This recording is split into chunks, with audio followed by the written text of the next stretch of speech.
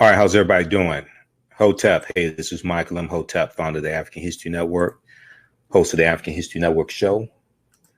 I'm a talk show host, researcher, lecturer, and writer. It's Wednesday, June 19th, 2019. It's Juneteenth, and we're live. Hope everybody's doing all right today. So I wanted to talk about three main topics today. We're going to deal some of the brief history of Juneteenth, June 19th, 1865. Then I'll talk a little bit about the HR 40 reparations hearing that took place today in the House Judiciary Subcommittee on the Constitution, Civil Rights, and Civil Liberties. Okay, I watched the last 2 hours of it. It was about 3 hours and 30 minutes in total. I watched the last 2 hours of it. So we'll talk, I'm going to talk some about that and then let you know about the online course that I'm teaching this evening, Wednesday, June 19th, 2019, 8 p.m. to 10 p.m. Eastern Standard Time, dealing with ancient Kemet, the Moors, and the Maafa, understanding the transatlantic slave trade, what they didn't teach you in school. Okay, yeah, Nikki, yeah, we're back. So we're broadcasting on our YouTube channel, Michael Imhotep, IMHOTEP, and our Facebook fan page, The African History Network, The African History Network. Okay. So a broadcast, it should be on, I'm trying to see, why isn't this on Facebook fan page? It should be there. Okay. But I hope everybody's doing well. Share this broadcast on your Facebook page. Invite your friends to tune in also. Okay. All right. So when we look at Juneteenth, you know, I did a 3-hour presentation dealing with the history of Juneteenth, and I'm in the process of putting it on DVD, so it'll be available this night. It'll be available this evening to order from our website, AfricanHistoryNetwork.com, AfricanHistoryNetwork.com. But it deals with the history of Juneteenth, and I go into some other things, deal with the Civil War, things like that. And we'll have it on digital download also. We're talking about June 19th, 1865 in Galveston, Texas. All right. So Major General Gordon Granger of the Union Army goes into Texas actually on the day before June 18th, 1865. And this is basically 2 weeks after the Civil War ended. Civil War officially ends June 2nd, 1865. And he delivers General Order number 3. There are about 250,000 enslaved Africans there in Texas in general, in Texas. And when we look at this history of Texas, we see that there were very few Civil War battles fought in Texas. Texas was more removed from the actual Civil War, from actual battles in the Civil War. And you're going to have some slave owners that flee and go into Texas and take their slaves into Texas as well. Okay. So General Gordon Granger on June 19th, 1865, delivered General Order number 3. Okay. And what this did was this freed those enslaved Africans that were still enslaved even after the Civil War had officially ended. So if we look at what General Order number 3 actually says, okay, and history.com has an article dealing with Juneteenth, and NBCnews.com has an article dealing with Juneteenth as well. 9 things to know about the history of Juneteenth. Well, if we look at General Order number 3, it says the people of Texas are informed that in accordance with a proclamation from the executive of the United States, all slaves are free. Okay, all slaves are free. This involves an absolute equality of personal rights and property rights between former masters and slaves, and the connection heretofore existing between them becomes that between employer and hired labor. Employer and hired labor. The freedmen are advised to remain quietly at their present homes and work for wages. Okay, the freedmen are advised to remain quietly at their present homes and work for wages. They are informed that they will not be allowed to collect at military posts, and they will not be supported in idleness either there or elsewhere. Okay, so this is what was delivered June 19th, 1865. We know that the sharecropping system is going to be used in many southern states to continue to exploit the labor of African Americans. Now, you're going to have some slave owners who keep the message of General Order Number 3 from their slaves to exploit their labor for an additional year, going into 1866. Okay, we see this happen. So the majority of enslaved Africans are going to be freed because of General Order Number 3, but not all of them. Now, one slave owner who wanted to keep her enslaved Africans for another year, her name was Martha Gibbs, Gibbs, Martha Gibbs. And she was a white female slave owner. All right. Now, if you saw the broadcast that I did back on June 9th, it dealt with a history of how about 40% of slave owners from 1850 to 1860 were white women. OK, about 40% of slave owners from 1850 to 1860 were white women. And there's new research that came from Professor Stephanie Jones Rogers at University of California, Berkeley. OK, and I did a broadcast about that. It's on our Facebook fan page, The African History Network, and our YouTube channel also, Michael Imhotep. OK, all right. So let's see. We have Arlene, Wise Nubian. Just a few of the people watching here on our YouTube channel. Okay. And also talk some about Senator Mitch McConnell's crazy comments, talking about he's against reparations, trying to correct something that happened 150 years ago. I don't think reparations for something that happened 150 years ago, for which none of us currently living are responsible, is a good idea. But Americans still benefit from what enslaved Africans built, from the labor, from the wealth that was generated by enslaved Africans. Americans still benefit from that today. So you want the benefits of slavery, but you don't want the debt. You don't want the liability of slavery. You have no problem benefiting from the benefits of slavery, but you have a problem dealing with the liability of it. This is what Mitch McConnell is really saying.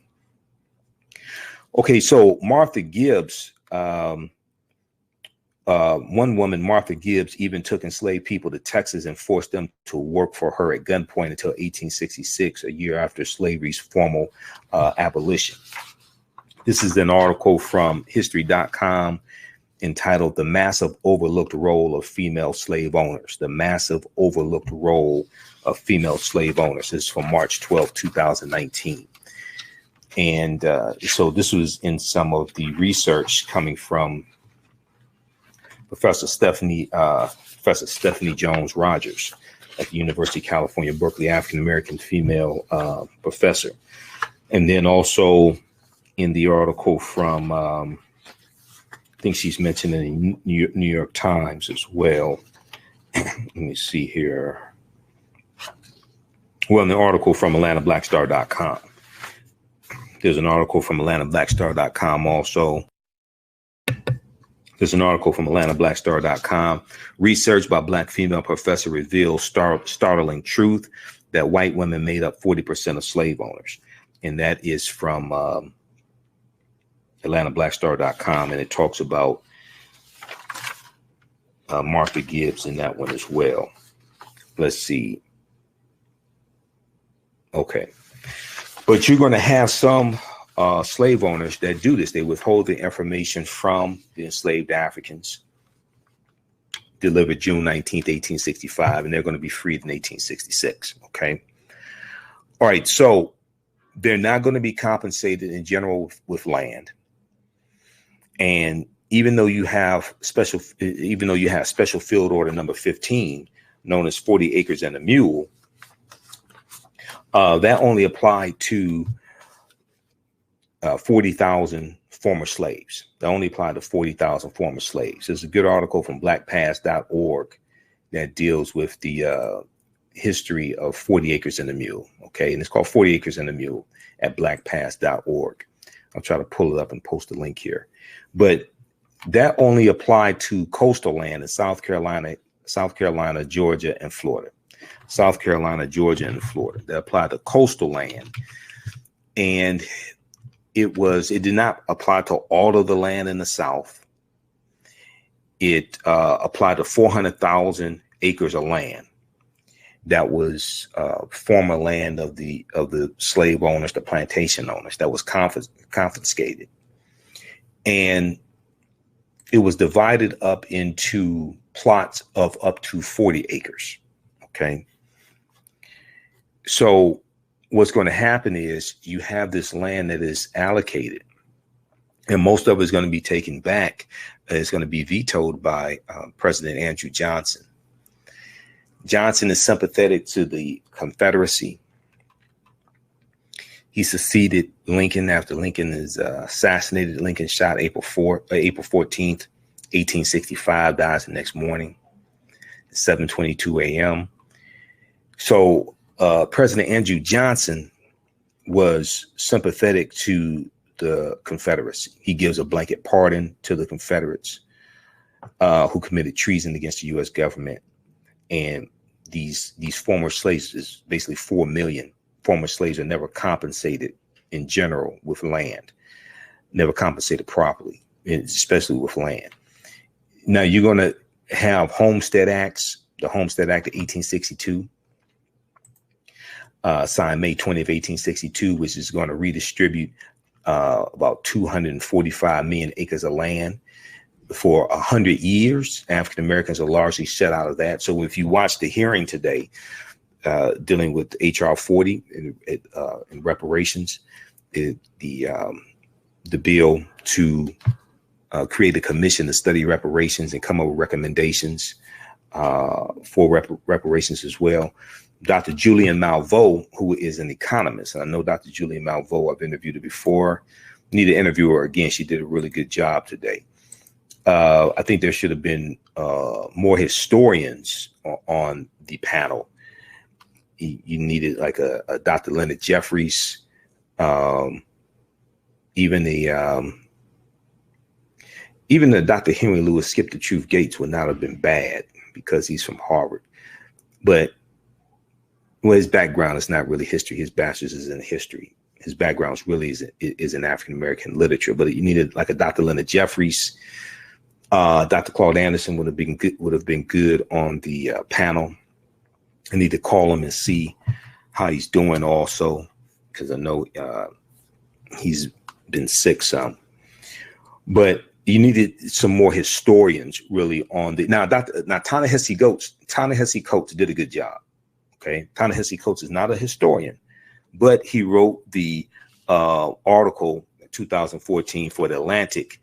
The case for reparations. And this is why he was called to testify. He shed some really, really good light on after really 246 years of slavery, going into decades of Jim Crow segregation, housing, redlining when it comes to housing, things like this. So he shed some really good information on that. But check out this article, theatlantic.com. Theatlantic.com, the case for reparations is about a 17-page article, expose he did. So he really did some good research putting this together. But I'm going to go to this article here from npr.org in just a minute. But all this deals with history. We have to understand the chronology of history. You can't separate what's taking place today and the conditions of America today. You can't separate that from its history. Okay. We have to understand how the conditions today are influenced by a sequence of historical events. So coming out of slavery, 1865. You have the labor unions that are created. A lot of labor unions are created, like the National Labor Union, created in 1866. And these labor unions are going to lock African Americans largely out of these labor unions after we have been doing these jobs for free. There were at least 262 skills, trades, and crafts that African people had in this country from 1619 to 1865. After the Civil War ends, 13th Amendment, December 6, 1865, it's ratified. Now we can compete for wages. So now you have these labor unions that are created, these large labor unions created, not like the National Labor Union. Later, you're going to have the American Federation of Labor, the AFL. And what they're going to do is protect jobs for white men. So they're going to exclude African Americans out of these jobs after we had been doing the work for free for 246 years. Our skills were as good as Europeans, or in many cases, even better than Europeans. All right. And they're going to give these jobs to white men and also white immigrants coming to this country also. This is something that's not talked about a lot. Dr. Claude Anderson deals with this in Black Labor, White Wealth, and then also in How White Folks Got So Rich, The Untold Story of American White Supremacy. They talk about this as well. Okay, this is a deep book. This is the third edition, How White Folks Got So Rich, The Untold Story of American White Supremacy, from the Nation of Islam Research Group. Go to NOI.org, and you can order that book. It's only like $10. But it deals with a whole chronology of this history, how the public policies and laws have been used against African Americans for hundreds of years. Okay, so in 1862, you're going to have the Homestead Act of 1862. Okay. In the Homestead Act, what this is going to do is give 160 acres of land to the head of household. And what they have to do is maintain that land for 5 years, pay the taxes on it. If they do that, the land is theirs. There's an article from history.com, the official website of the History Channel. Okay, this is one example of the massive land giveaway. These were affirmative action policies for white people. All right. Now, this is not hate speech or anything like this. I'm breaking down history. I'm dealing with history. All right. I know with certain social media platforms, they've had changes in the last few weeks dealing with hate speech or what have you. No, I'm citing history. So if we look at this article from history.com, the official website of the History Channel, called Homestead Act. It talks about how the Homestead Act was signed into law in May of 1862, actually May 20th, 1862. And the Homestead Act opened up settlement in the Western United States, allowing any American, including freed slaves, to put in a claim for up to 160 acres of federal land.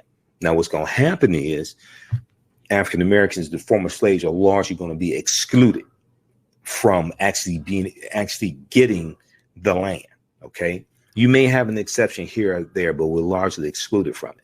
By the end of the Civil War, so this is 1862, Civil War ends 1865. By the end of the Civil War, 15,000 homestead claims had been established, and more followed in the post-war years. Eventually, 1.6 million individual claims would be approved, nearly 10% of all government-held property, for a total of 420,000 square miles of territory. They're going to give away land for the next 100 years, the Homestead Act. They're going to give away, actually it's over 100 years, because the last allotment of land was allocated in about 1988. Is about 80 acres of land in Alaska. So they gave out about 245 million acres of land over the course of over 100 years. It's past 100 years that they gave away this land. So now, if we look at an example here, Senator Mitch McConnell on Tuesday, senator from Kentucky. Now, Kentucky is one of those former slaveholding states.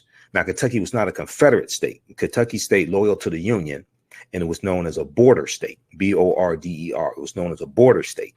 So when the Emancipation Proclamation was delivered, January 1st, 1863, by President Abraham Lincoln, if you read the Emancipation Proclamation, you can go to loc.gov, Library of Congress website, loc.gov, or you can go to archives.gov. It basically tells you that the slaves in states of rebellion or territories of rebellion, those slaves are free. Slaves in the border states are still slaves. So Maryland, Kentucky, Delaware, Missouri, they're going to stay loyal to the Union. These were known as border states. They stayed loyal to the Union, and they still were able to maintain their, they still kept their slaves until, the Civil War ends. All right. So the Emancipation Proclamation is issued January 1st, 1863. This was the second one. The initial one was September 22nd, 1862. And the Emancipation Proclamation was a military strategy to bring the South back into the Union. This is what this was about. It was a military strategy to bring the South back into the Union. Lincoln's goal was not to free the slaves. His goal was to maintain the Union. And I get deep in this. I did a 3-hour presentation dealing with Juneteenth. I get deep into this. Okay. So I'm just skimming the surface with it for the sake of time. So the Emancipation Proclamation, September 22nd, 1863, stated that if the states in rebellion had until January 1st, 1863 to surrender. If they did not, their slaves would be set free. Okay, this is what it stated. So since they didn't surrender, January 1st, 1863, Lincoln delivers the Emancipation Proclamation. But it's not going to be the 13th Amendment that's what's actually going to free the enslaved Africans. I also encourage people, you've heard me talk about it before, read this document, read this study. Download this study from the Southern Poverty Law Center's website, splcenter.org. Teaching Hard History, American Slavery, Teaching Hard History, American Slavery. Because this study documents how the history of slavery is being incorrectly taught in schools all across the country. And it gives strategies and recommendations on how to more correctly and accurately teach the history of slavery. If we're ever going to get reparations, you've heard me say this before, America needs a massive history lesson. Americans are woefully ignorant of history. White Americans and African Americans are woefully ignorant of history. Okay. When you see some of the comments that I saw from some of the Republicans on the House Judiciary Committee today, the subcommittee, you can tell they're ignorant of history. When you have someone like a Mitch McConnell saying, I don't think reparations for something that happened 150 years ago, for which none of us currently living are responsible, is a good idea. Okay. Then he goes on to talk about, let's see, so I'm looking at the article from Washington Post. In addition to noting that the perpetrators of slavery are dead, Mitch McConnell argued that, quote, it would be pretty hard to figure out who to compensate, end quote. We leave that up to the committee to do that. If we look at, if you saw the broadcast I did a few months ago dealing with Georgetown University, reconciling voting for a fund to help benefit the descendants of the enslaved Africans that Georgetown sold back in about 1838, okay, for $115,000. What they did was they hired genealogists, okay, to be able to help identify who the descendants of these slaves were. New York Times has a deep article dealing with what they went through to do this. Okay, so we leave that up to the committee. We don't have to sit here and figure it out now. We leave that to the committee to figure out how to identify the people who are descendants of slaves.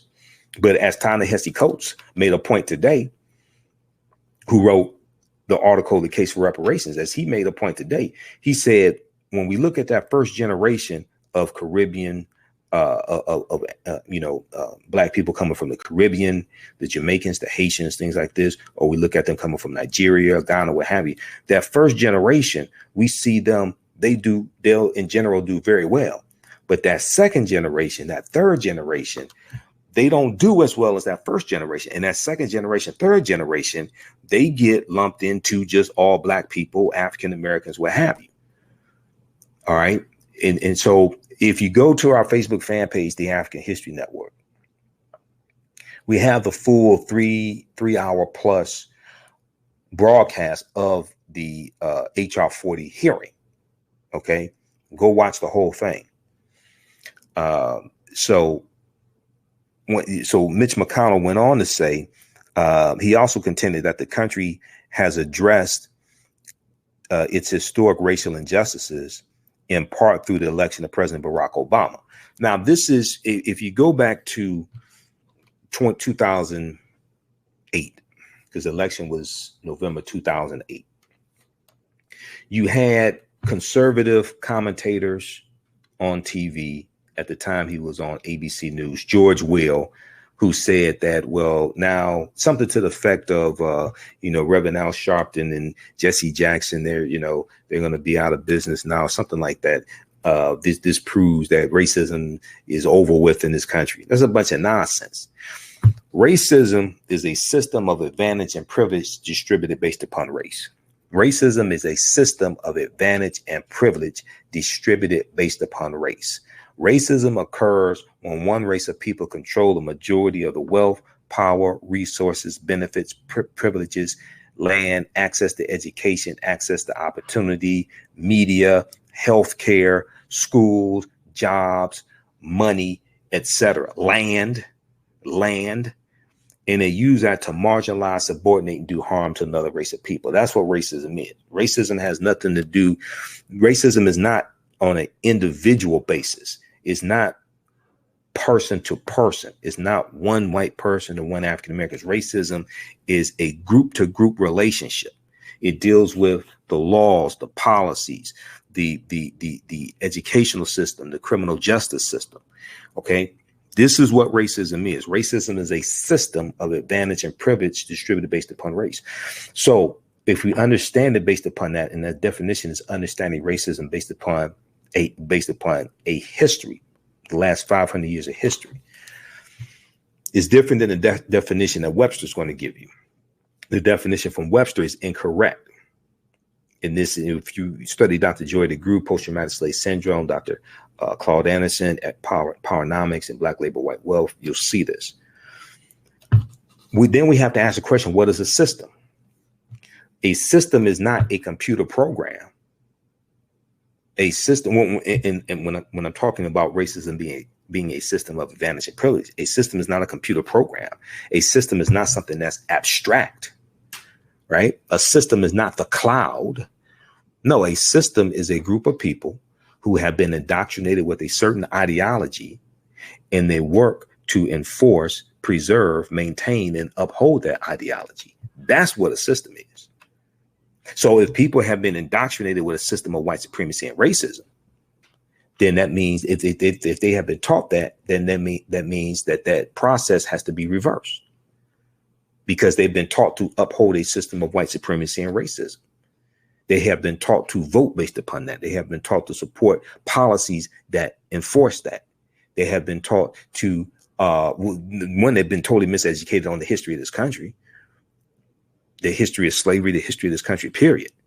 All that goes into having people to uphold a system, including white Americans, even when that system doesn't benefit them, when that system does not largely benefit them. This is why you got a lot of poor white people who keep voting Republican, because they think the Republicans are going to help them. But actually, if you look at the Republican Party, Republican policies, they largely hurt poor white people who keep voting for Republicans.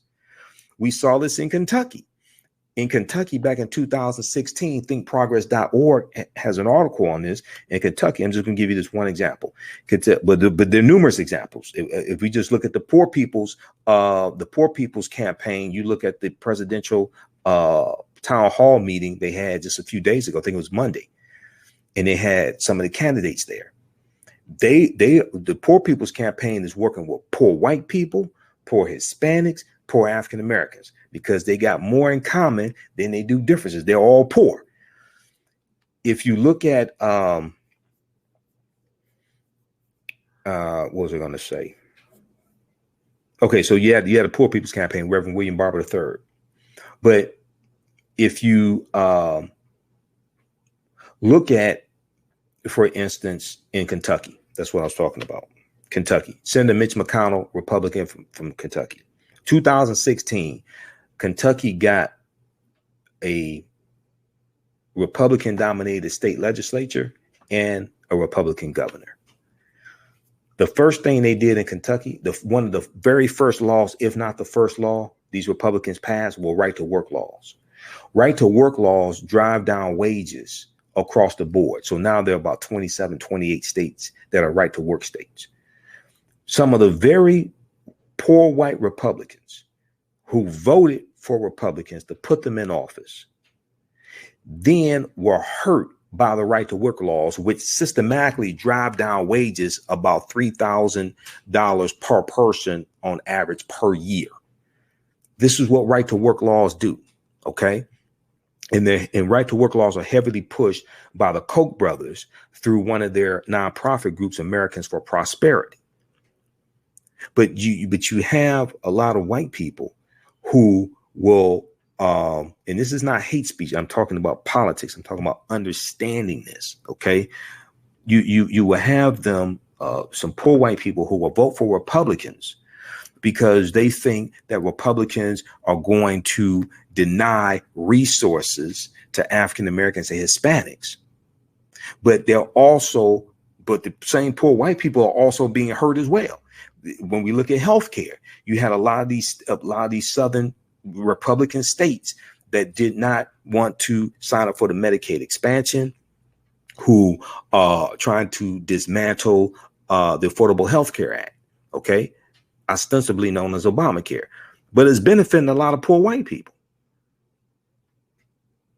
So in New York Times had an article from about 2016, 2017 that dealt with how about 1/3 of Americans did not know the Affordable Health Care Act and Obamacare were the same thing.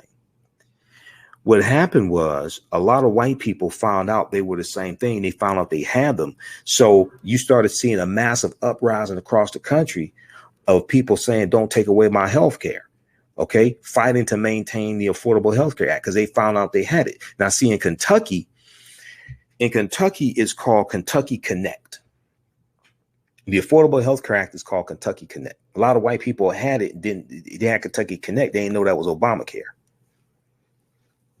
See, now, and see, during the 2016 campaign, Trump talked about repeal and replace Obamacare.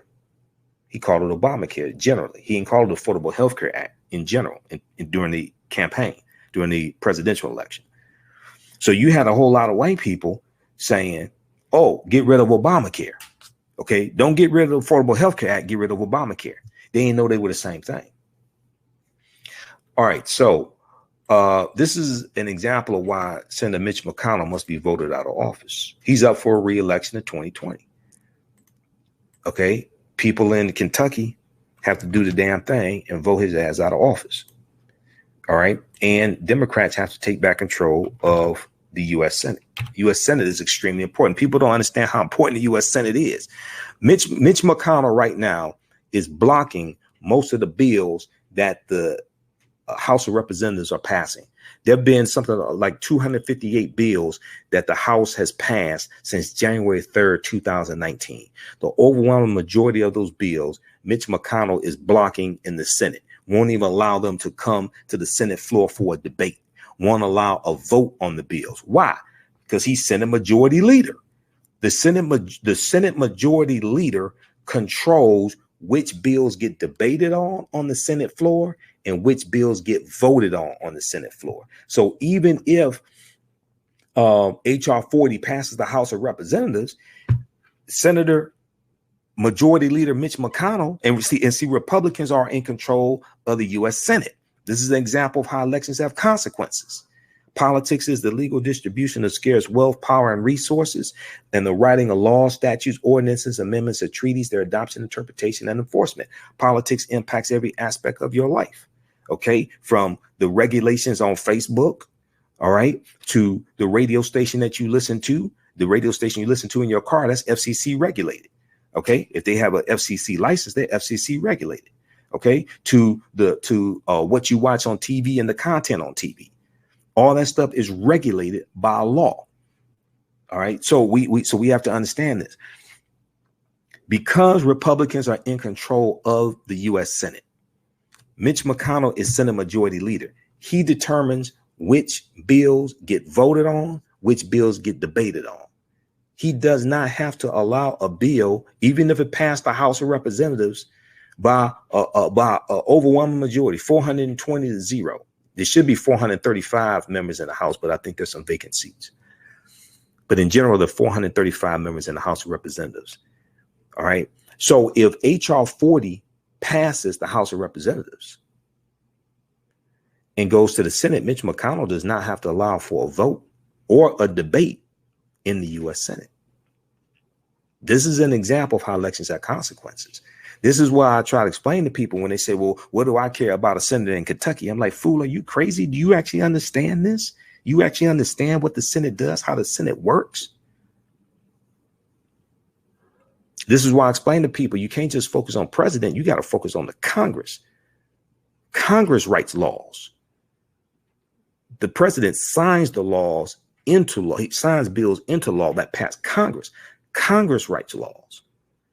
It's the U.S. Senate that confirms not just Supreme Court justices. They confirm federal judges. Trump has nominated 145 federal judges. He's nominated about 1 out of 5 federal judges that are on the bench right now. Those are lifetime appointments. And he's nominating largely unqualified, ultra conservative white males to be federal judges. And these are lifetime appointments. Okay, so when we did now, all this deals with history. All this ties into history. Why? Because 2013, U.S. Supreme Court gutted Section 5 of the Voting Rights Act. Section 5 of the Voting Rights Act, and most people don't even understand. The Voting Rights Act comes out of the Civil Rights Movement. When we talk about Bloody Sunday, March 7th, 1965, okay, they're fighting not for the right to vote. They're fighting to have their right to vote enforced, because it was the 15th Amendment of 1870 that gave African-American men the right to vote. Then it was the 19th Amendment of 1920. It gave largely white women the right to vote. You had African-American women who were voting up north. You're going to have African-American women voting up north, but in the South, you have all these obstacles put in the way of them being able to vote. OK, so they have to pass literacy tests. They have to recite the preamble to the U.S. Constitution. OK, in Mississippi, they had to be able to explain to the satisfaction of the registrar one of the sections of the Mississippi U.S. Constitution. There's something like 200 sections or something crazy like that. In Eyes on the Prize, they talk about this in Eyes on the Prize when they deal with the fight for the Voting Rights Act. So the Voting Rights Act did not give African Americans the right to vote. That was the 15th Amendment of 1870. What it did was it removed those obstacles. It largely enforces the right to vote, and it removed those obstacles, but it put oversight. OK, so on those former states that had a history, especially these southern states, most of them former Confederate states like Mississippi, those states that had a history of putting obstacles in the way of African Americans being able to vote, there was federal oversight over those cities and counties. So if they want to make any changes to the number of weekends that you're going to have souls to the polls voting, number of weekends you're going to have early voting, or number of days you're going to have early voting, where you're going to have polling places. If they wanted to make any changes, they had to get approval from a federal judge. OK, Shelby County versus Holder, U.S. Supreme Court case 2013. The U.S. Supreme Court struck down Section 5 of the Voting Rights Act, which was the oversight, OK, which meant that these former states that had a history of depriving African Americans of the right to vote, now they don't have to get approval from a federal judge to make any changes. Right after that, you started seeing all these new voter ID laws. OK, we saw the voter ID laws come in. We saw a rise of them in 2010. But you really going to have a lot more coming after 2013, after Section 5 of the Voting Rights Act is struck down. So then in the 2016 election, that was the first presidential election that you did not have the full weight, the full enforcement of the Voting Rights Act in 50 years. So what happened? You have 14 new states that have new voter ID laws. You're going to have the U.S. interstate cross-checking system that's going to be used. That's going to knock 1.1 million people off the voter rolls. And you surprised when Trump wins Michigan, Wisconsin, and Pennsylvania by 78,000 popular votes. He won Michigan by 10,704 votes. 54,000 people were knocked off the voter rolls because of the interstate cross-checking system. We still don't understand the rapid voter suppression that took place. I'm not even talking about the Russian intervention where Russians spent $100,000, took out about 3,500 Facebook ads that reached about 126 million people. I'm not even talking about that. I'm talking about the rapid voter suppression coming from Republicans in the 2016 election. And they're going to engage in it again in 2020. They engaged in it some in 2018, but there was a huge blue wave that overcame that. In general, we saw voter suppression in Georgia with Brian Kemp, who was running for governor and he's Secretary of State, running against Stacey Abrams. All right. So we still saw it some, but we were largely able to overcome some of it. But it's going to be even worse in 2020. Now, all this deals with history. All this deals with understanding the legacy of slavery and understand going through Reconstruction and after Reconstruction, reversing the gains that African Americans made, targeting them, putting obstacles in the way of them to vote. All this deals with history. So when you have a Mitch McConnell saying, quote, we tried to deal with our original sin of slavery by fighting a civil war, by passing landmark civil rights legislation. OK, we've elected an African-American president. I think we're always a work in progress. OK, in this country. Well, let me break this down, because what he just said was a bunch of BS. First of all, the Civil War was not fought to end slavery. The Civil War was fought to bring the South back into the Union. OK, March 4th, 1861, the month before the Civil War starts, Lincoln's inaugural address. Lincoln proclaimed that it was his duty to maintain the Union. He also declared that he had no intention of ending slavery where it existed or of repealing the fugitive slave law, a position that horrified African Americans and their white allies. Lincoln's statement, however, did not satisfy the Confederacy, and on April 12th, 1861, they attacked Fort Sumter, which was a federal stronghold in Charleston, South Carolina, and this started the Civil War. OK, read the article from pbs.org, the Civil War and Emancipation, the Civil War and Emancipation. So you can't say we fought a civil war. OK, we tried to deal with our original sin of slavery by fighting a civil war. You can't say that because the Civil War wasn't fought to end slavery. This is an example how elections have consequences. Senator Mitch McConnell is one of the probably next to Speaker Pelosi, because she's third in line.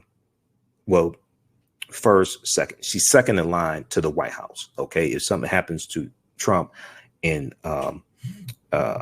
Pence, she becomes president.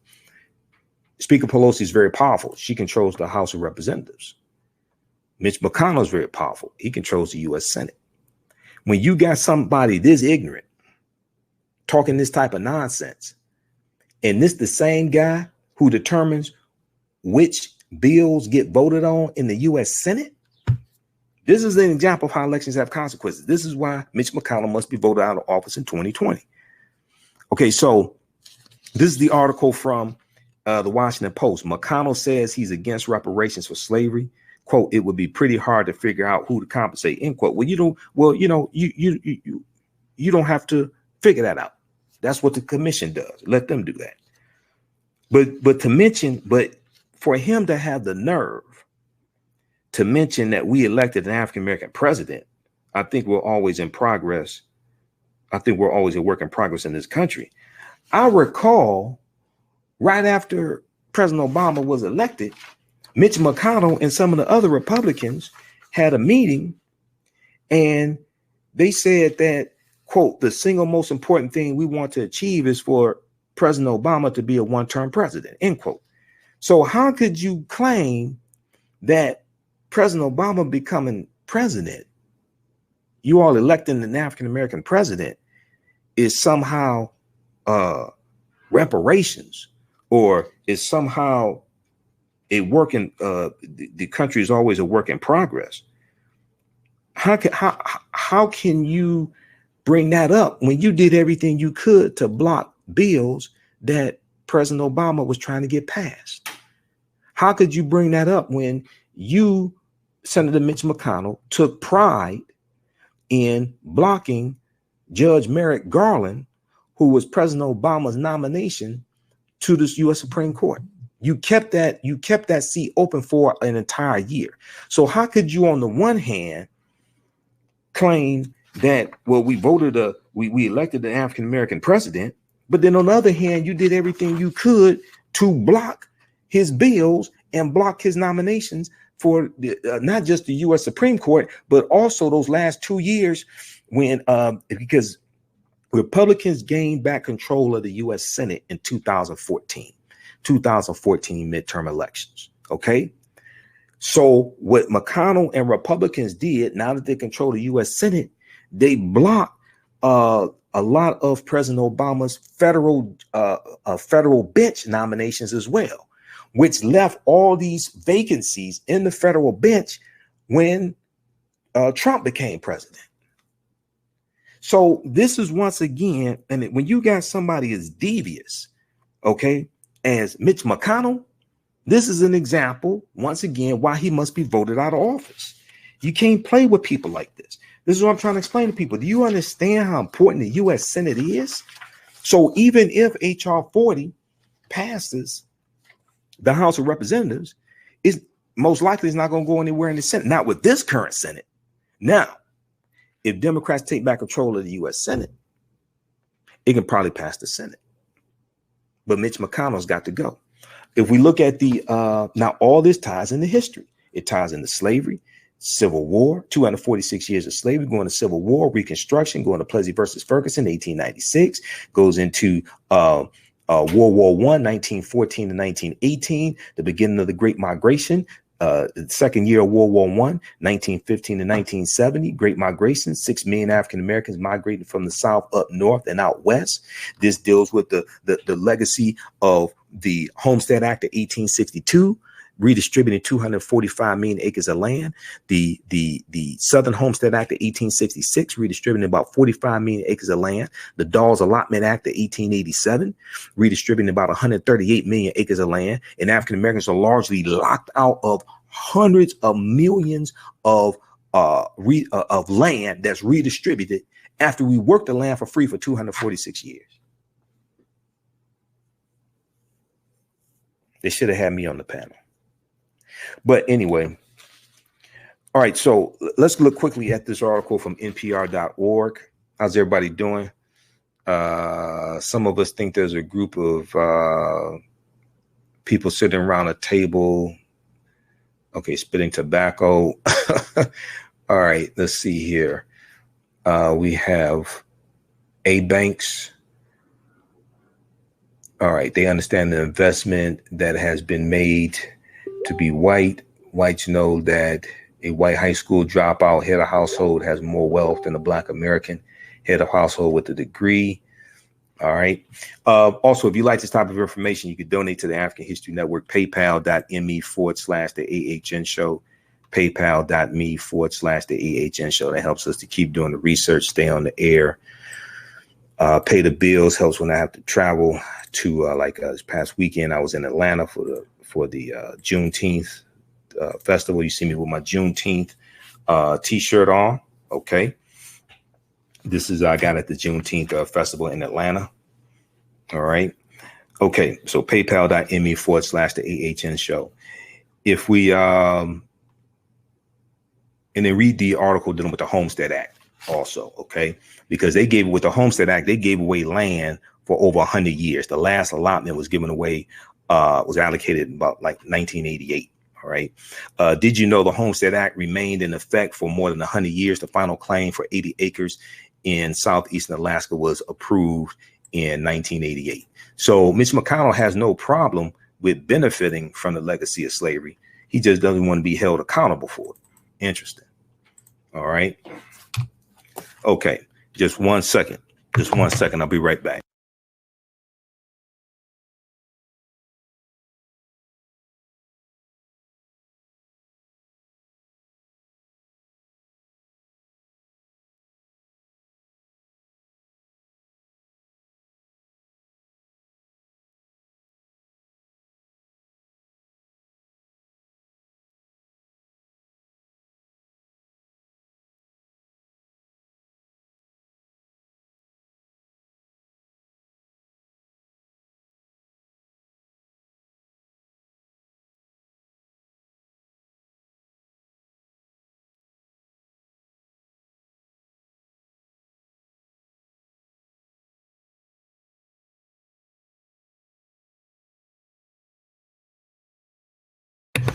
All right, I'm back. Okay, so if we look at this article, it was a good article from NPR.org, National Public Radio. And this article dealt with a congressional hearing on slavery reparations set for Wednesday. This is from June 18th, 2019. This gives some background information. Now, I'm not sure. I caught the last 2 hours.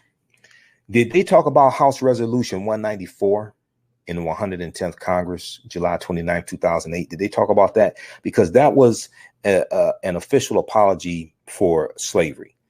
That was from the House of Representatives. And if they didn't talk about this, this is something they really should talk about. The reason why is because House Resolution 194, and I've dealt with this in my radio shows and some of my lectures, this helps to really lay the foundation for the need for reparations. You've heard me talk before about how January 1st, 1808, the U.S. Congress outlawed the transatlantic slave trade, the importation of Africans into this country as slaves, as dictated by Article 1, Section 9 of the U.S. Constitution. Okay. Article 1, Section 9 of the U.S. Constitution calls for the importation of Africans to be outlawed at the earliest 1808. That's in the Constitution. All right. Now, very briefly here, and I'll give you the link for it. This is at govtrack.us, govtrack.us. All the bills passed in the House of Representatives and the U.S. Senate, you can research at govtrack.us. All right, a lot of people don't know this, but we'll post this right here. So this, the 200th year anniversary of the outlawing of the transatlantic slave trade, you had some commemorations in this country and also in Great Britain, because they outlawed it at the same time, basically at the same time. So House Resolution 194 in the 110th Congress coincided with that, okay, that 200-year anniversary. And it's entitled Apologizing for the Enslavement and Racial Segregation of African Americans. Okay, I'll just share a portion of it, I think. So it talks about how whereas millions of Africans and their descendants were enslaved in the United States and the 13 American colonies from 1619 through 1865. Keep in mind, the Spanish were enslaving Africans going back to the 1520s, like in South Carolina. But South Carolina at that time, that was Spanish territory. Whereas slavery in America resembled no other form of involuntary servitude known in history, as Africans were captured and sold at auction like inanimate objects or animals. Whereas Africans forced into slavery were brutalized, humiliated. Let me skip past some of this. I want to get to the really important. Whereas the system of slavery and the visceral racism against persons of African descent upon which it depended became entrenched in the nation's social fabric, whereas slavery was not officially abolished until the passage of the 13th Amendment to the United States Constitution in 1865, after the end of the Civil War. Whereas after emancipation from 246 years of slavery, African Americans soon saw the fleeting political, social, and economic gains they made during Reconstruction eviscerated by virulent racism, lynchings, disenfranchisement, black codes, and racial segregation laws that imposed a rigid system of officially sanctioned racial segregation in virtually all areas of life. Virtually all areas of life. This is House Resolution 194 from the House of Representatives. Okay. And what they're doing is laying out what a history of what happened to African Americans in this country coming out of slavery, in slavery and coming out of slavery, the Reconstruction era, etc., going into the Jim Crow era. So whereas the system of de jure racial segregation known as Jim Crow, which arose in certain parts of the nation following the Civil War to create separate and unequal societies for whites and African Americans, was a direct result of the racism against persons of African descent engendered by slavery. They're showing Jim Crow comes right out of slavery.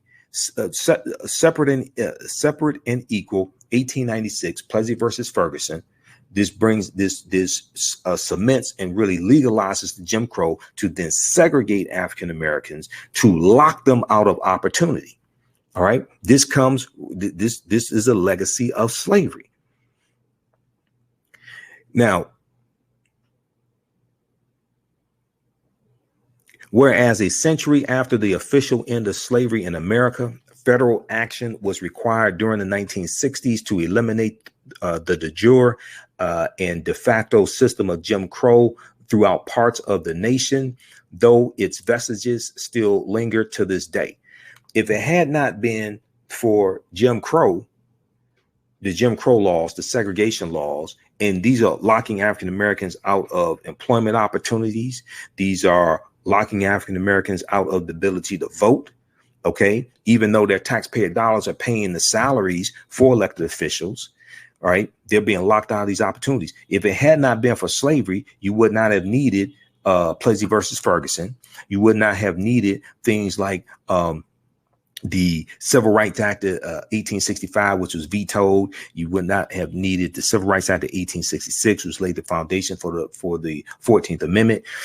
If it had not been for Jim Crow, which is being enforced in these southern states, these largely former slaveholding states, you would not have needed a civil rights movement. You needed a civil rights movement because African Americans were fighting for rights that were promised to us in the Constitution, but they were not actually enforced. This is the legacy of Jim Crow. Jim Crow is a legacy of slavery. So when you have an idiot like Senator Mitch McConnell saying, I don't think reparations was something that happened 150 years ago, for which none of us currently living are responsible, is a good idea. You still have African Americans who still remember Jim Crow. You still got white people who still remember Jim Crow laws.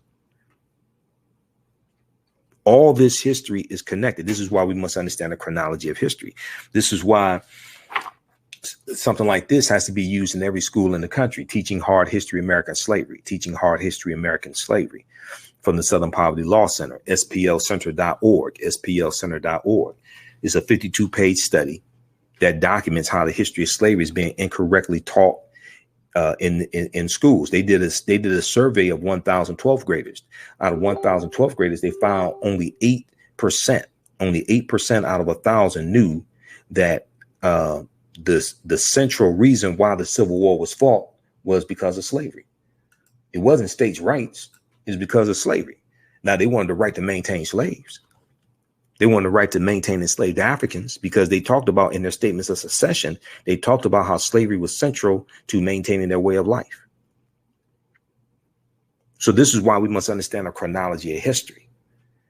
OK, this is all this in history, and laws and policies are interconnected, interrelated. When you read How White Folks Got So Rich, The Untold Story of American White Supremacy, they deal with this. And this is one of the books we use in the online courses, reference in the online course also. OK, there's a number of books I use in the online course. We'll post a link again here for the online course. You all can register for that. If you register, now this is the updated version. Ancient Kemet, the Moors, and the Maafa, Understanding the Transatlantic Slave Trade, what they didn't teach you in school, 2019 edition. OK, it's a 8-week, 16-hour online course that I teach. We deal with thousands of years of history. First session starts today, 8 p.m. Eastern Standard Time, 8 p.m. to 10 p.m. Eastern Standard Time. So the full course is $80, and you can watch it. You can watch it over and over again. All the sessions will be recorded. We do them live, but they will be recorded. There's about 36 hours of bonus content. So the last time I taught this online class was September 2017. That full previous class is there, plus additional bonus content. And then you'll be enrolled for the new class as well. And that starts up Wednesday, June 19th, 8 p.m. Eastern Standard Time. OK, so we posted the link here for you. And if you've taken the online course before, email me at customerservice@africanhistorynetwork.com, customerservice@africanhistorynetwork.com. And we'll enroll you at 50% off. OK, if you've taken an online course before, we'll enroll you at 50% off. All right, let's continue. But we're going to deal with thousands of years of history. We'll deal with the 800-year occupation of Europe by the Africans known as the Moors. We deal with ancient Kemet, ancient Egypt. We deal with how all this leads to the transatlantic slave trade taking place. All right, let's continue here. Okay. So this is House Resolution 194. This is the official apology for slavery from the U.S. House of Representatives. U.S. Senate did one also in 2008, 2009. The U.S. Senate did one as well. Okay, so whereas the system of the de jure racial segregation known as Jim Crow, which arose in certain parts of the nation following the Civil War to create separation and unequal societies for whites and African Americans, was a direct result of the racism against persons of African descent engendered by slavery. These are all legacies of slavery. Okay. Whereas a century after the official end of slavery in America, federal action was required during the 1960s to eliminate the de jure and de facto system of Jim Crow throughout parts of the nation, though its vestiges still linger to this day, whereas African Americans continue to suffer from the complex interplay between slavery and Jim Crow, long after both systems were formally abolished through enormous damage and loss, both tangible and intangible, including the loss of human dignity, the frustration of careers and professional lives, and the long-term loss of income and opportunity. So when we deal with the wage gap, median household income for white people as of 2016, a white family is $171,000. Median household income for an African American family is $17,000. All right, that wealth gap largely is tied to slavery, a maldistribution of wealth, power, and resources, but then also policies coming from the New Deal in the 1930s and 1940s during World War II. The Social Security Administration, founded in 1935, Minimum Wage Act, 1935, the Homeowners Loan Corporation, 1933, the Federal Housing Administration, 1934. And what's going to happen is, and then the GI Bill in 1944, these policies, these administrations that are created, and these policies are going to largely not include African Americans as far as giving out resources or being able to qualify for Social Security. Social Security and the Minimum Wage Act are going to discriminate against people who are farmers, domestics, people who are working even in barbershops, things like this.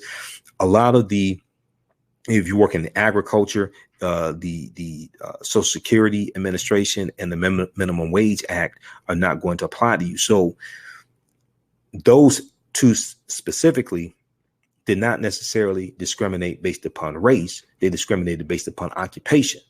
But we were locked into certain occupations because of racism as a legacy of slavery. Okay, see, once again, all this stuff is interconnected, interrelated. So we have to understand how this works so we don't fall for these games that are being played on this. Okay, so let's go back to House Resolution 194. Here we go. And I'm going to post a link here also on YouTube, and we're broadcasting on Crowdcast also, so we'll post it in Crowdcast as well. All right, and then also email me. Like I said, if you've taken the online course before, email me at customerservice@africanhistorynetwork.com. Customerservice@africanhistorynetwork.com. All right, let's continue here.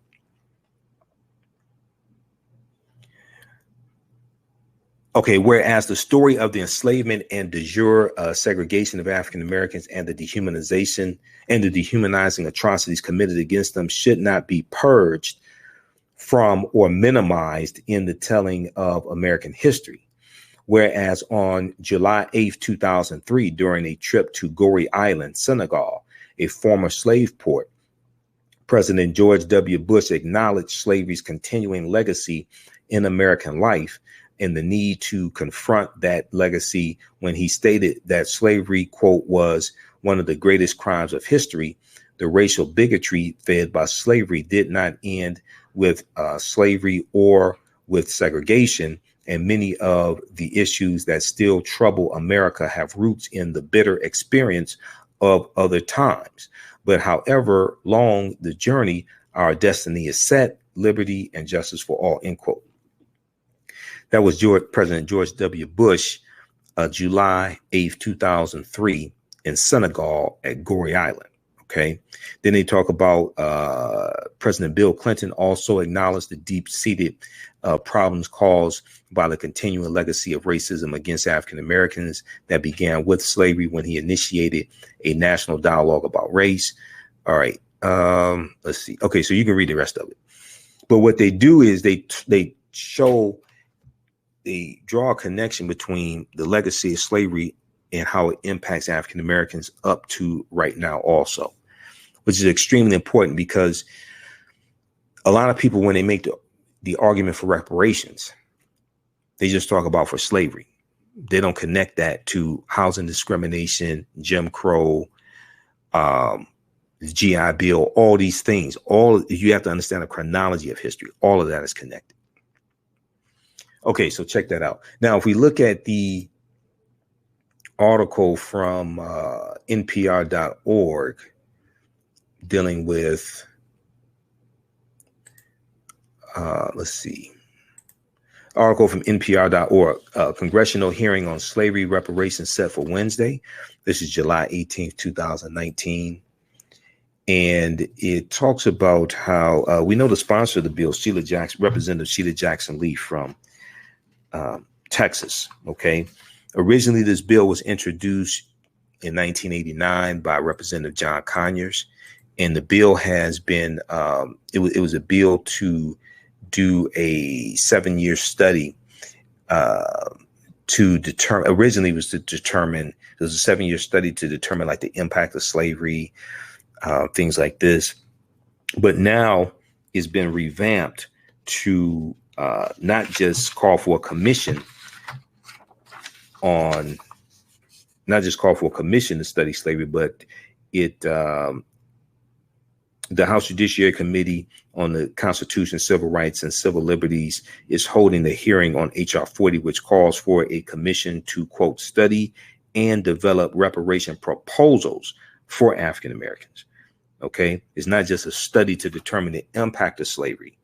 Okay. It's also to develop reparation proposals for African Americans, quote, including a formal apology by the U.S. government, quote, for the perpetration of gross human rights violations and crimes against humanity on African slaves and their descendants, end quote. Okay. So this revised H.R. 40 is more comprehensive. The commission has the support of House Speaker Nancy Pelosi. Aside from Senator Cory Booker, several other Democratic presidential aspirants have expressed support for some form of reparations, including Beto O'Rourke, Senator Kamala Harris, Senator Elizabeth Warren, and former Secretary of Housing and Urban Affairs, Julian Castro. Okay. Let's see. So they talk about Senate Majority Leader Mitch McConnell, his idiotic remarks. Now, I think on MSNBC today, a representative had to explain Joe Biden's stance on this. All right. So Vice.com has an article from June 19th, 2019. Democrats want to tackle reparations, but Joe Biden isn't so sure. The former vice president continues to split with the more left-wing candidates he's running against. I want to get to the actual comment from Joe Biden. He's not totally against reparations. I want to get the actual comment here. Hold on. The screen was refreshing. So let's see here. Okay, but for Joe Biden, the Democratic front runner won't go there. In a statement to Vice.com this week for a story about healthcare reparations, A Biden spokesperson said the former vice president, quote, believes that we should gather the data necessary to have an informed conversation about reparations. But he has not endorsed a specific bill, meaning he has not endorsed H.R. 40. Okay. According to this spokesperson, he, quote, believes that we should gather the data necessary to have an informed conversation about reparations, but he has not endorsed a specific bill, end quote. That means, unlike the majority of the 2020 field, Biden does not necessarily support a reparations commission, the latest issue separating him from the progressives he's running against. Okay. Now, hold on. Somebody's trying to send me a message here on Facebook. I hate this stuff. All right. Let's see. His statement on reparations matched that of a candidate perfectly content to play it safe, as his critics have charged. Some speculate he's taking that position because he's trying to win some southern states, some southern Republican states.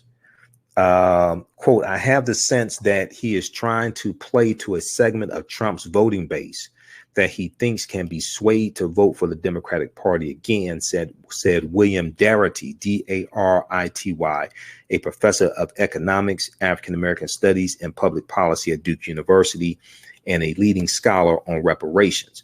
Quote, consequently, there's absolutely no way he would indicate that he was supportive of any aspect of a move to achieve reparations for Black Americans, for Black American descendants of folks who were enslaved, end quote. Okay.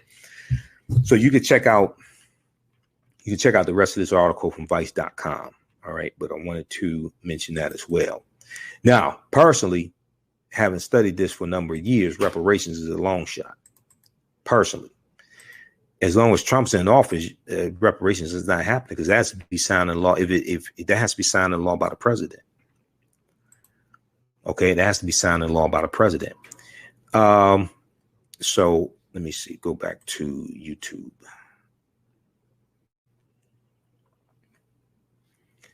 Okay, so let's share this link here. You can read this article in its entirety from vice.com. And what we have to understand also is, just a second.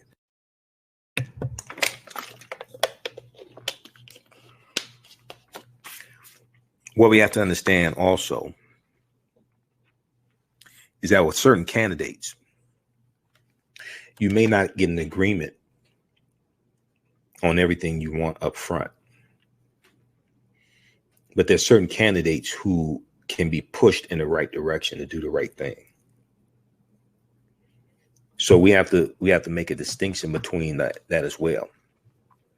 There's certain candidates who can be pushed, who can be reasoned with and pushed in the right direction. Trump is not one of them, however. That's what we have to understand. Trump is not one of them. All right. So we'll have the link for the 3-hour Juneteenth lecture that I did. You definitely want to get a copy of that. I think it'll be $10. It's a 2 DVD set, and we'll have it on digital download also. So digital download will probably be like $8. All right, I have to get that up.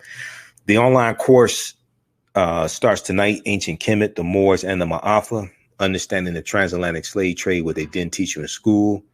That's a 14-hour, 7-session. It's an 8-week, 16-hour online course. Okay. And I'm going to do a brief overview. We'll deal with some of the information that we're going to cover. I do a PowerPoint presentation, and we deal with thousands of years of history also. Let me bring this up here. Okay. And we have video clips. We have book references. So after this course, I mean, like, you'll never be the same. It really, really, I've had a number of people who've gone through it. It's over 100, I think, who've taken it, and it totally blows them away. All right. let's look at this. Let's turn the screen share on. And I am in Crowdcast, so let's turn this on here. Okay, I'm going to show you, give you a brief overview of what we'll cover. So to understand the transatlantic slave trade, we have to understand hundreds of years of history leading up to the transatlantic slave trade. It did not, it's not something that you see that lead up to the transatlantic slave trade happening. Okay. And if you need me to post a link again to register for the online course, let me know. And we also have it in the description of this broadcast as well. All right. When we look at one of the things I talk about in the new class is the study from the Southern Poverty Law Center, Teaching Hard History, American Slavery, Teaching Hard History, American Slavery. That's one of the things that I talk about. And I deal with how I deal with how the history of slavery is being incorrectly taught in schools all across the country. This is from an article from theatlantic.com, what kids are really learning about slavery, what kids are really learning about slavery. Okay. And it talks about that study from the Southern Poverty Law Center that I mentioned. All right. And one of the things they found is that 68% of high school seniors did not know that it took a constitutional amendment to formally end slavery. Only 32% knew that the 13th Amendment is what formally ended slavery. 35% thought it was the Emancipation Proclamation. So when we see things like this, what this means is one, the teachers didn't teach them at the school. Two, their parents didn't teach them. Their parents didn't teach them any better. All right. Okay. So then we deal with some of the problems with the way slavery is taught. Very quickly, I want to get into this here. We'll do some with the Black Panther comic book as well. Black Panther movie, I should say. Here's some of the things we deal with. What was the transatlantic slave trade? What were some of the events that led up to the transatlantic slave trade starting? We have to understand these things chronologically. Okay. When we understand the wars fought between the Moors and Europeans, we understand the Moors intermixing with the Europeans, intermixing with their bloodline, intermixing with white women. We see the complexion of Europeans changing in Spain and Portugal, especially because that's right above Morocco. But also we see some of them changing all throughout Europe. Okay. So when we look at Queen Charlotte Sophia, who was the wife of King George III, she was of African ancestry, African Moorish ancestry on her mother's side. These are the kings and queens during the American Revolutionary War, 1775, 1783. The 13 colonies are fighting to separate from King George III. His wife was of African ancestry. You're going to have a lot of people in Europe who have a Moorish ancestor because the Moors are intermixing with the European population. Okay, so when we understand the transatlantic slave trade and we understand the history of the Moors in Europe, the transatlantic slave trade is really Europeans getting revenge on these Africans and on these Moors. It's really Europeans getting revenge on them if you actually understand what's taking place. So what were some of the events that led up to the transatlantic slave trade starting? What role did Christopher Columbus play? Because Columbus is central to understanding the spread of the transatlantic slave trade. Columbus and his 4 voyages, starting August 3rd, 1492, when he set sail on the Nina, the Pinta, and the Santa Maria. When did Africans first come to the U.S. as slaves? Did Africans sell themselves into slavery? We deal with that complicated history. Okay, now this is, keep in mind, this is over the course of 8 weeks, right? This is not all in one class. Were African people in America before the slave trade? Absolutely. We're dealing with, you have to understand that African people have been in this land that we call the United States of America going back at least 51,700 years. At least 51,700 years. We deal with information from Dr. David Imhotep, who wrote the book, The First Americans Were Africans, Documented Evidence. Okay, let me take the screen share off for a minute here. We deal with information from Dr. David Imhotep, who wrote the book, The First Americans Were Africans, Documented Evidence. His book thoroughly documents an African presence in this country going back at least 51,700 years ago. Okay, this is before Native Americans come into existence. So this book is out of print. His new book comes out in July. I talked to him about a month ago. His new book is The First Americans Were Africans Revisited. The First Americans Were Africans Revisited. Let me look at some of the comments here on YouTube. All right, how's everybody doing? We've got Jim. President, not a kingship, it needs to go forward anyway. The president is not a kingship, it needs to go forward anyway. That's true, but if the president vetoes it, then you need a supermajority. Then if the president vetoes, if somehow HR 40 passes the House and it passes the Senate, whoever is president can veto it. To override that veto, you need a supermajority. Okay, that means you need a 2/3 vote in the House and the Senate. A 2/3 vote in the House and the Senate. That's a supermajority. If you don't have a supermajority, then the veto from the president stands.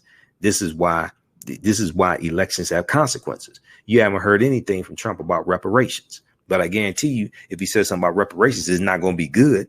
It's not going to be he's for it. If Trump would not give an apology or admit he was wrong when it comes to the Central Park 5, you think he's actually going to? You actually think he's going to sign into law reparations for African Americans? If he won't admit he was wrong about taking out a full-page ad in 4 New York newspapers calling for the death penalty to be brought back, okay, for the Central Park 5, and they're later exonerated, DNA clears them, the real killer is caught, okay, they're totally exonerated. If Trump won't even admit he's wrong there and won't even issue an apology, what do you think he's going to do with reparations? And we're talking about chattel slavery ending 154 years ago. This is an example of how elections have consequences. This is what people don't want to realize. All right. Okay, let's continue here. Okay, let's go back to the screen share. Let's turn this back on. I'm using Crowdcast to broadcast through YouTube, so I got to get a little used to this again. It's different than Zoom. Okay. Just a second. Let's turn this back on. So we'll deal with were African people in America before the slave trade? Yes, we were. This was our land stolen from us. Even though the transatlantic slave trade did happen, we had been in this land for tens of thousands of years. And there were mounds that the African people like the Khoisan, who come from Southern Africa, who were the ancestors to the Ainu and the Twa. There were about 1 million mounds in this land. And today there are only about 100,000 of them. There were mounds up and down the Mississippi River. We'll deal with the 800-year occupation of Europe by the Africans known as the Moors, which is critical to understanding the history of the transatlantic slave trade. Unfortunately, oftentimes the transatlantic slave trade is taught episodically. It's taught as an episode in history. So they'll start in the mid 1440s or mid 1400s, right? They won't deal with the hundreds of years of history before that. And that's what you have to understand the transatlantic slave trade. Shocking archaeological discoveries that are causing experts to rethink everything. Insurance companies that took out insurance policies on slave ships and enslaved Africans on plantations. We'll deal with Freemasonry, America, and the Founding Fathers. Origins of the terms America and Africa. The problem with slave movies. We'll deal with Asar, Auset, and Heru, who the Greeks called Isis, Osiris, and Horus. And the origins of the Immaculate Conception story. So there's a lot that we deal with in the online course. Okay, that's Renoko Rashidi. It's a lot that we deal with. Let me see something here. We go to Dr. David Imhotep, who wrote the book, The First Americans Were Africans, Documented Evidence, right? This book came out in 2011, has 713 footnotes, thoroughly documenting an African presence in this country going back at least 51,700 years ago. In Allendale County, South Carolina, in 2004, Dr. Albert Goodyear, who's an archaeologist at the University of South Carolina, made a discovery and they found 13 different pieces of evidence that thoroughly documented African presence in this country going back at least 51,700 years ago. Okay.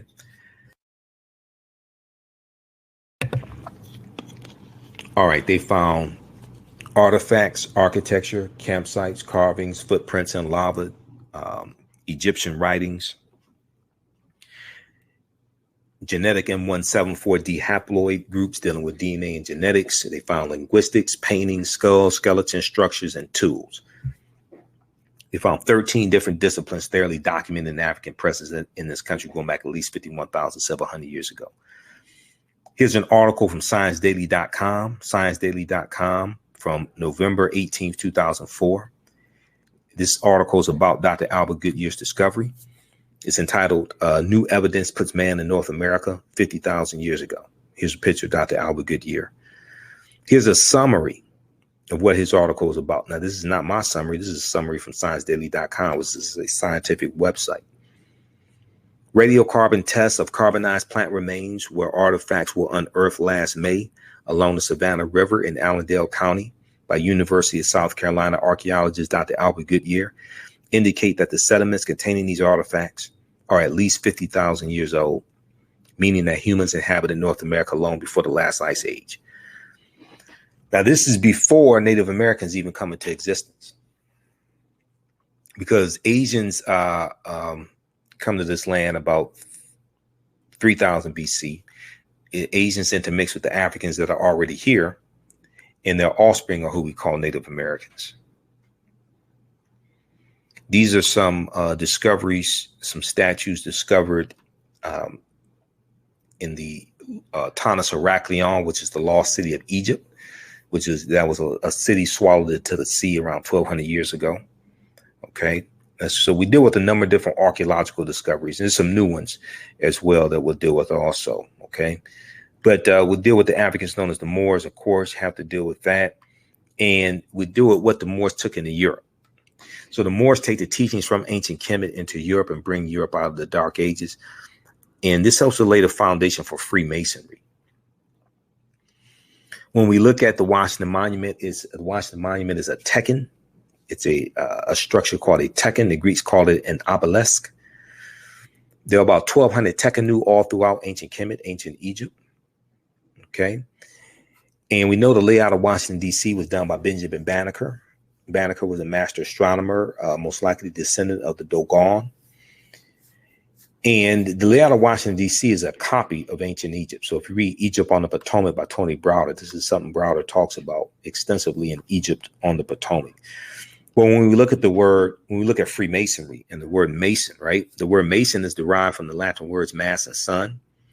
Mason means child of light and expresses the desire to pursue light, which is a metaphor for the sun, which symbolizes knowledge.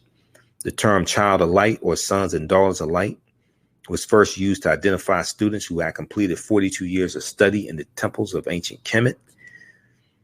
Many Masonic temples were modeled after the temples of Kemet, places where light or knowledge was imparted in a series of steps or degrees. So the concept of you going to college, getting your credentials in a series of degrees, associate's degree, bachelor's degree, master's degree, etc. This comes from ancient Kemet. The 7 liberal arts come from ancient Kemet, the rhetoric, the logic, arithmetic, things like that. And this is something that George G.M. James talks about in the book Stolen Legacy by George G.M. James. And he talks about the 7 liberal arts. He talks about the trivium and the quadrivium, the 3 and the 4. But he talks about how the Moors were the custodians of the ancient Egyptian mystery system. And they're going to take these teachings into Europe. Okay.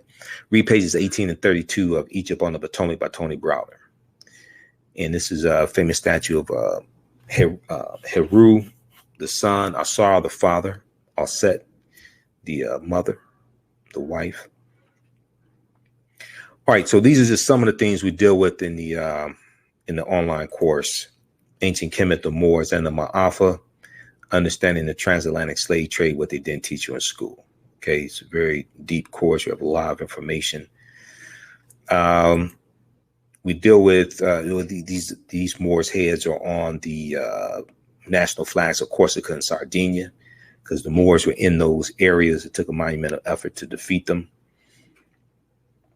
The African Moors. So Columbus, when we study Columbus, what's interesting is that Columbus never comes to the land that we call the United States of America. The closest he comes here is Cuba, which is 90 miles away. This is why I show people in the online course, I show people where Columbus went on his 4 voyages. So we can stop saying Columbus discovered America. All right. So let's post a link again. Let's see here. Let's 30 minutes. Okay.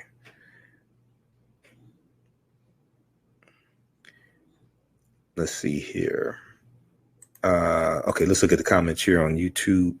If you need me to post the link again, so you can register for the online course, I'll do that as well. Online course is $80, regularly $130. Okay. And you can watch it over and over again. We do the class live, but then it's archived. The previous class that I did in September 2017, that full class is there, so you can watch that on demand.